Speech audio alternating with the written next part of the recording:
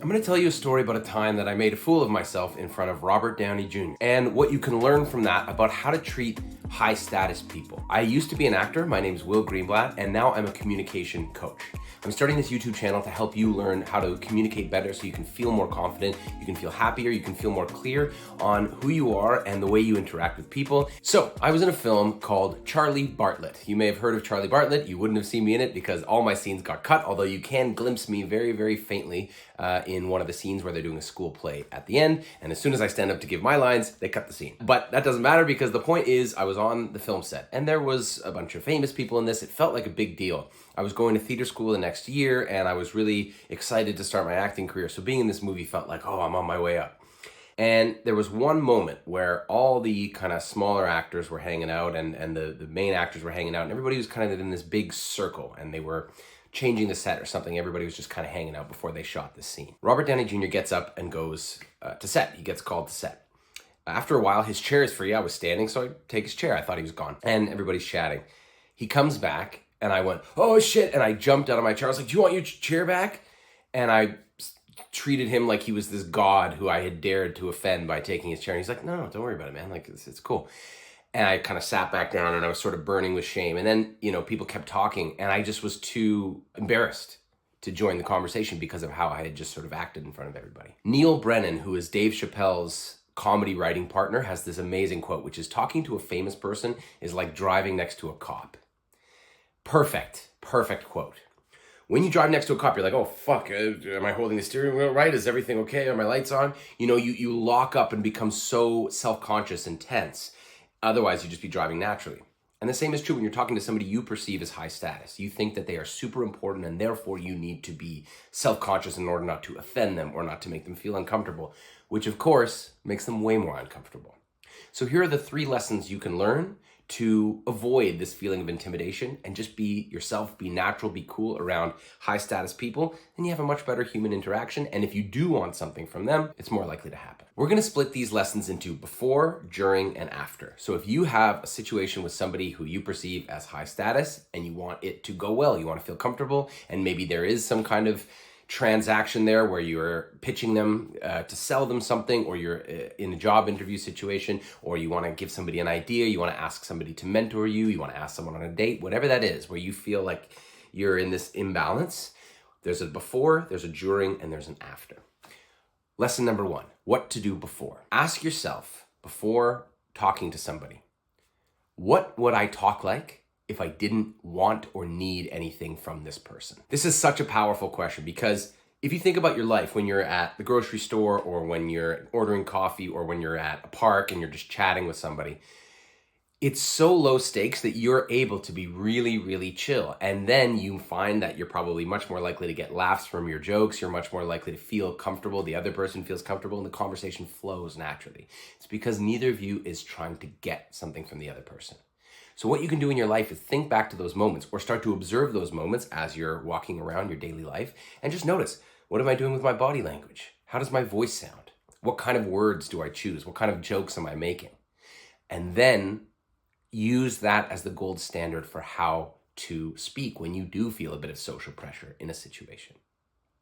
Now, some of you might ask me, well, isn't that just like being fake? Isn't that fake it till you make it? Trying to reverse engineer how you talk and then putting that into a social situation?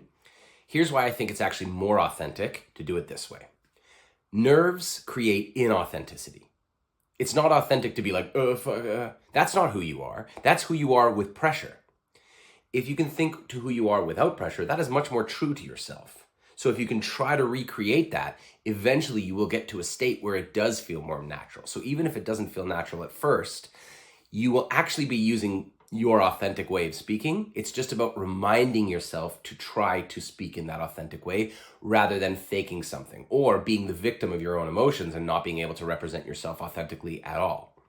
It may seem like a mental gymnastic I'm doing, but I really think it's much truer to say that you are your authentic self when you're not nervous than when you are. And so to try to recreate your way of talking when you're not nervous is so much better than just allowing your emotions to take over. So that's before. This brings us to our next point, the during. One of the physiological things that makes us unnatural when we're in social situations is our increased heart rate. They measured the cardiovascular reactivity of a bunch of people in a public speaking scenario. And they found that everybody, no matter whether they said they had stage fright or not, showed increased cardiovascular reactivity, an increased heart rate. When your heart rate increases, it feels like you're under stress. And as we've talked about, when you're under stress, you can't be calm and natural and yourself. One of the most powerful things you can do, and I'm reminding myself right now, is to practice belly breathing. Belly breathing is a way to calm your nerves. It's a way to center yourself. It's a way to gather more oxygen and send a signal to your brain that you are safe, you're okay.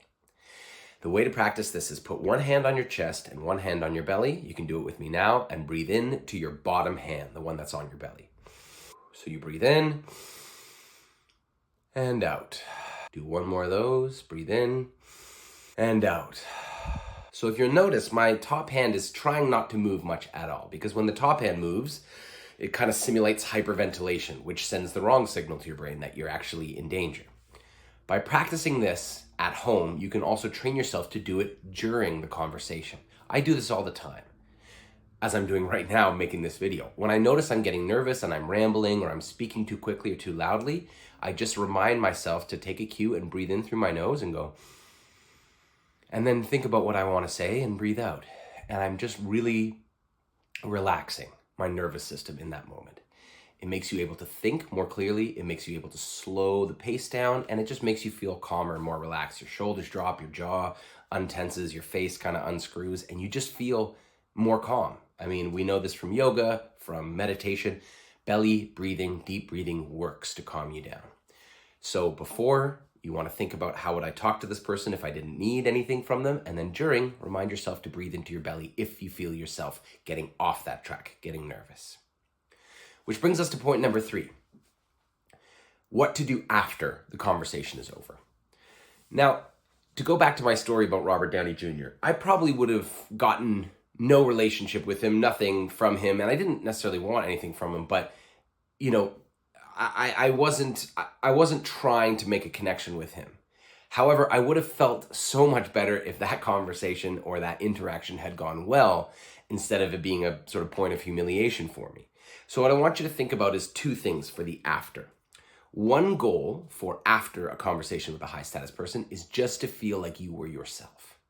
If you can leave a conversation with a so-called high status person and feel like I represented myself honestly there. I didn't kiss their ass, but I didn't try to pretend that I didn't know who they were. I wasn't fake and I wasn't deferential. I didn't bow down to them. I didn't try to power play them. I just treated them like a human being.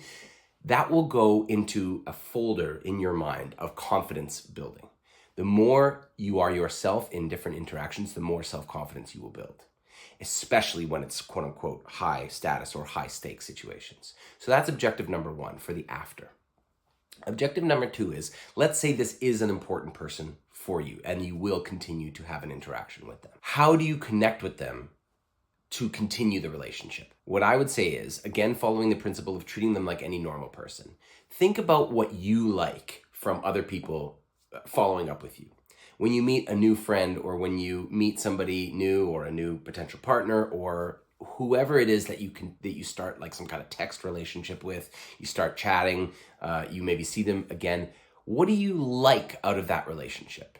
I'll tell you what I like. I love meeting people and getting recommendations from them. I love when somebody gives me a Netflix show that I never would have heard of unless I met this person. Or I love when somebody tells me about a book they loved or a podcast they love. It's like your world expanding a little bit. Somebody you never met tells you about a show you never heard of, and all of a sudden you're like, oh shit, I can watch that now. And it makes life more rich, in my opinion. So I try to do that for others based on the principle that that's what I would want. So I try to pass that on. What I like to do, and this is not just high status people, this is anyone, I like to recommend and then follow up by just sending them a link or the name of the thing I recommended. What that does, and it's not strategic, but it does work well like a strategic move, it shows that you're offering something, that you have value to give. It shows that you are the kind of person, A, who does what they say they're going to do, but B, has cool things to share. And if you can demonstrate that you have cool things to share, that is the secret to being a really, really popular and successful communicator. I have something of value to give to you. You're going to want to listen to me. That's a signal that you're constantly sending out to people, whether you know it or not, where you fall on that spectrum. I'm somebody who has tons of value to give. I'm somebody who has nothing to share. You're kind of giving the cue, rightly or wrongly, whenever you communicate. So what I love to do is when I follow up with somebody, either it's like a client, either it's a potential client, either it's like a potential partner that I'm working with, or just anybody I want to make a connection with, I would try to send them something that we talked about in the conversation. It reminds them of the great chat you had. It shows that you have something to share and delivering value. And it's just nice to get a little gift or a little thing from somebody. So think about that after you're following up with somebody. Think about how well you were yourself in the interaction and send them a little follow-up based on the conversation you had. So, even though I'm not an actor anymore, I'm still in these social situations where I'm meeting high status people, whether they're rich, whether they're investors, or whether they're people, a big client who I really, really want to close so that my business can continue. These three things I try to practice all the time to make myself feel comfortable, and I notice that the more comfortable I can make myself feel in these interactions, the better they go, the more likely I am to make the sale, to get the partnership agreement, or just to build another human connection with a human being. And it's worked out really, really well for me. I hope it works out for you too. Please subscribe to my channel. Please comment if you found this video useful. Comment what communication topics you'd like me to cover next. See you in the next video.